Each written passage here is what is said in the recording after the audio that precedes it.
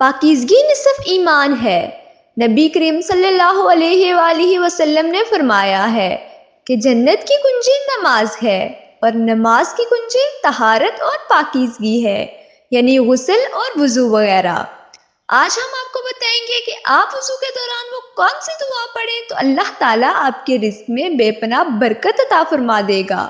آپ عبادت بھی کریں گے اور اللہ پاک کو خوش بھی کریں گے اور آپ مالا مال بھی ہو سکتے ہیں۔ اس وظیفے کی بدولت اللہ پاک آپ کو اتنا مال عطا فرمائے گا، اگر آپ کا ذاتی گھر نہیں ہے تو آپ اپنا ذاتی گھر بھی بنا سکتے ہیں۔ اگر آپ کے پاس اپنی ذاتی گاڑی نہیں ہے تو آپ اپنی ذاتی گاڑی بھی لے سکتے ہیں۔ اگر آپ کے پاس نوکری نہیں ہے تو آپ کی نوکری بھی لگ جائے گی۔ اگر آپ چاہتے ہیں کہ آپ جس عہدے پر کام کر رہے ہیں آپ کو اس سے بڑا عہدہ مل جائے، اس عمل کی بدولت آپ کو بڑا عہدہ بھی مل جائے گا۔ آپ کی زندگی کے اندر سکون آ جائے گا، آپ کی تمام روحانی اور جسمانی بیماریاں ختم ہو جائیں گی اور آپ کو گھریلو سکون بھی میسر آ جائے گا۔ وہ دعا کون سی ہے؟ نماز سے پہلے وضو ہے۔ وضو کے دوران آپ نے یہ عمل کرنا ہے۔ اس عمل سے متعلق یاد رہے کہ قرآن اور حدیث میں بھی وضو کے بہت سے فضائل بیان ہوئے ہیں۔ اللہ تعالیٰ فرماتا ہے، اے ایمان والو، جب تم نماز پڑھنے کا ارادہ کرو اپنے منہ اور کہنیوں تک ہاتھوں کو دھو اور سر کا مسح کرو اور ٹہنوں تک پاؤں دھو۔ اور اسی طرح حدیث کے اندر بھی آتا ہے کہ حضور اکرم صلی اللہ علیہ وآلہ وسلم ارشاد فرماتے ہیں، قیامت کے دن میری امت اس حالت میں بلائی جائے گی کہ منہ اور ہاتھ پاؤں آثار وضو سے چمکتے ہوں گے، تو جس سے ہو سکے چمک زیادہ کریں، لہٰذا آپ نے اچھی طرح سے وضو کرنا ہے۔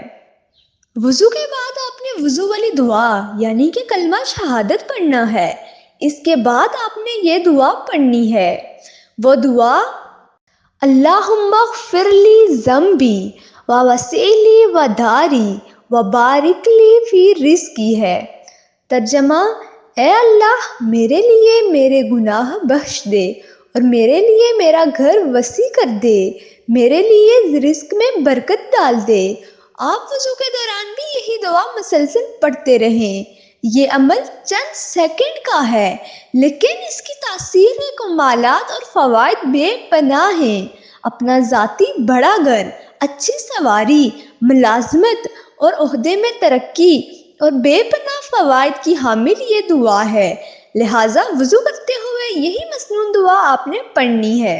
حضرت ابو ہریرہ رضی اللہ تعالیٰ عنہ سے مروی ہے کہ حضور اکرم صلی اللہ علیہ وآلہ وسلم فرماتے ہیں کہ مسلمان بندہ جب وضو کرتا ہے تو کلی کرنے سے منہ کے گناہ گر جاتے ہیں، اور جب ناک میں پانی ڈال کر صاف کیا تو ناک کے گناہ گر جاتے ہیں، اور جب منہ دھویا تو اس کے چہرے کے گناہ نکلے، یہاں تک کہ پلکوں کے نکلے، اور جب ہاتھ دھوئے تو ہاتھوں کے گناہ نکلے، یہاں تک کہ ہاتھوں کے ناخنوں سے نکلے، اور جب سر کا مسح کیا تو سر سے نکلے، یہاں تک کہ کانوں سے نکلے، اور جب پاؤں دھوئے تو پاؤں کی خطائیں نکلی، یہاں تک کہ ناخنوں سے بھی خطائیں نکل گئیں۔